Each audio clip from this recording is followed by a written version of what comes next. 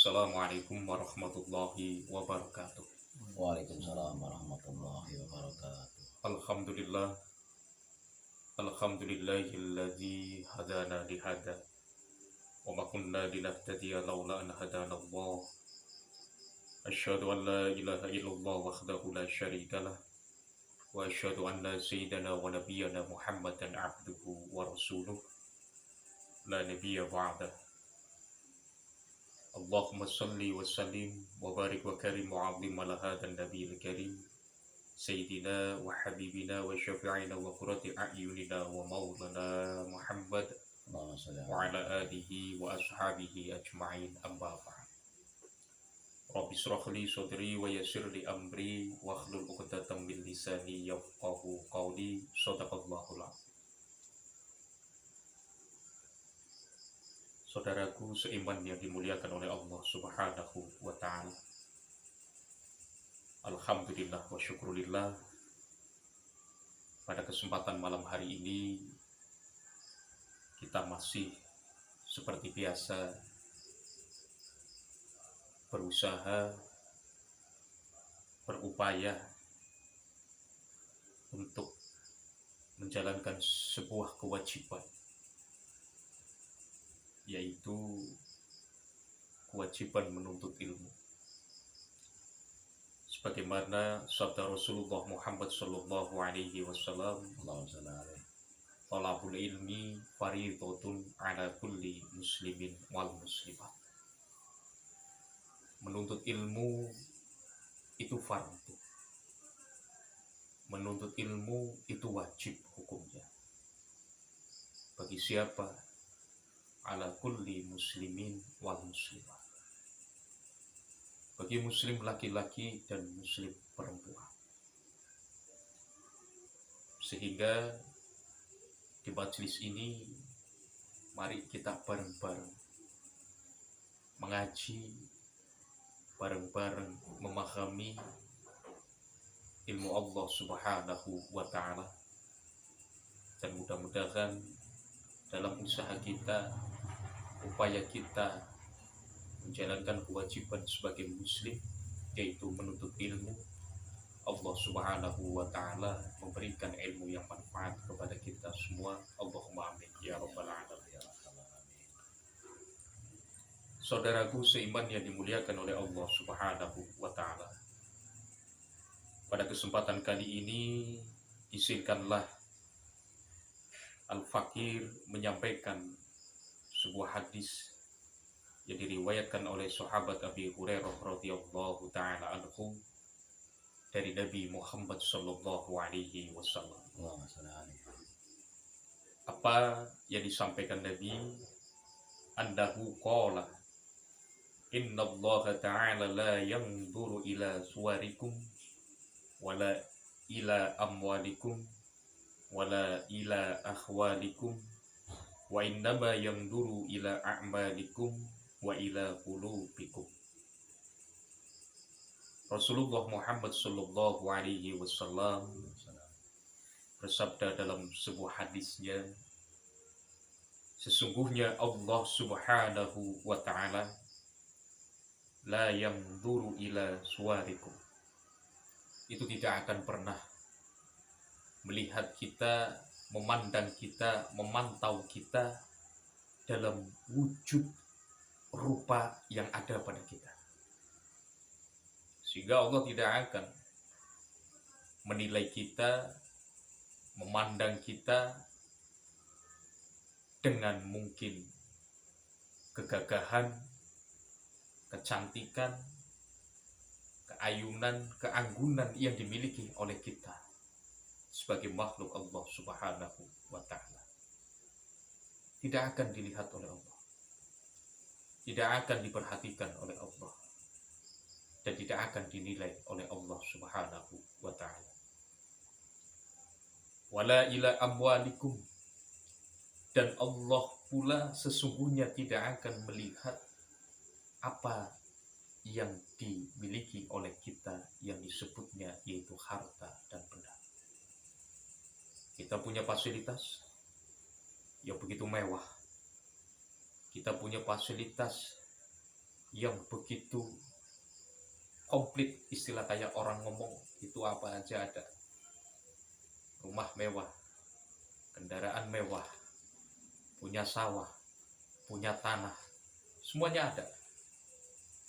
Dalam hal ini Allah Subhanahu wa Ta'ala tidak akan melihat itu semua. Tidak akan Allah, sekali lagi, menilai itu semua. Dan terus apa yang akan dinilai oleh Allah Subhanahu wa Ta'ala, yang akan dipandang oleh Allah Subhanahu wa Ta'ala? Hadirin saudaraku seiman yang dimuliakan oleh Allah Subhanahu wa Ta'ala, Allah tidak akan melihat wujud yang kita punya saat ini. Allah tidak akan melihat harta yang kita punya saat ini. Allah pula tidak akan melihat ila akhwalikum, apa yang menjadi haliyah atau aktivitas kita saat ini. Kenapa Allah tidak melihat itu semua? Karena buat apa dilihat, kata Allah. Buat apa dipandang? Buat apa dinilai? Karena semua itu pemberian dari Allah Subhanahu wa Ta'ala. Logikanya, buat apa kita menilai sesuatu kalau pada dasarnya itu dari kita? Buat apa kita melihat dan memandang sesuatu kalau pada dasarnya itu dari kita? Sehingga tidak ada istimewa-istimewanya kita melihat, menilai sesuatu yang hakikatnya itu pemberian kita. Contoh, ada si fulan, kita kasih rumah, kita kasih fasilitas kendaraan yang mewah, kita beri apa aja kita beri. Nah, yang memberi ini gak mungkin akan melihat rumah yang ia berikan, akan melihat fasilitas yang ia berikan, dan tidak akan menilai pula apa-apa yang sudah diberikan kepada si fulan. Begitu juga Allah Subhanahu wa Ta'ala tidak akan melihat jasad ini, karena Allah yang bikin, karena Allah yang menciptakan. Tidak akan melihat apa yang saat ini yang katanya kita punya, karena hakikatnya itu didatangkan dari Allah Subhanahu wa Ta'ala, diberi oleh Allah Subhanahu wa Ta'ala. Kita hanya punya hak milik, kita hanya punya hak guna pakai, bukan hak milik, karena itu milik Allah. Dan Allah tidak akan melihat haliyah kita atau tingkah laku kita. Karena apa? Karena yang menentukan dari pagi dan malam sampai malam dan pagi lagi, aktivitas makhluk Allah Subhanahu wa Ta'ala itu ada di bawah kehendak Allah Subhanahu wa Ta'ala. Sehingga tidak ada yang dilihat, tidak ada yang dipandang, tidak ada yang Terus apa yang akan dilihat oleh Allah? Apa yang akan dinilai oleh Allah Subhanahu wa Ta'ala? Yang akan dinilai oleh Allah Subhanahu wa Ta'ala yaitu wa innama yanzuru ila a'malikum wa ila qulubikum. Yang akan dipandang oleh Allah, yang akan dilihat oleh Allah, bahkan yang akan diberi nilai oleh Allah Subhanahu wa Ta'ala sebagai nilai yang baik, yaitu ternyata amal kita. Amal kita. Kita berbuat amal yang baik, insya Allah balasannya baik pula. Tapi ketika kita berbuat amal yang buruk, maka tentunya celaka untuk kita. Orang yang berbuat amal buruk sebetulnya itu menganiaya diri sendiri, menjerumuskan diri sendiri ke dalam lembah kehinaan, ke dalam lembah yaitu kesengsaraan. Jadi yang akan dinilai oleh Allah Subhanahu wa taala satu yaitu amal perbuatan. Yang kedua yaitu yang akan dilihat oleh Allah, yang akan dipandang oleh Allah, bahkan ada nilai dari Allah Subhanahu wa taala yaitu wa ila qulubikum. Allah akan melihat, memandang hati kita semua.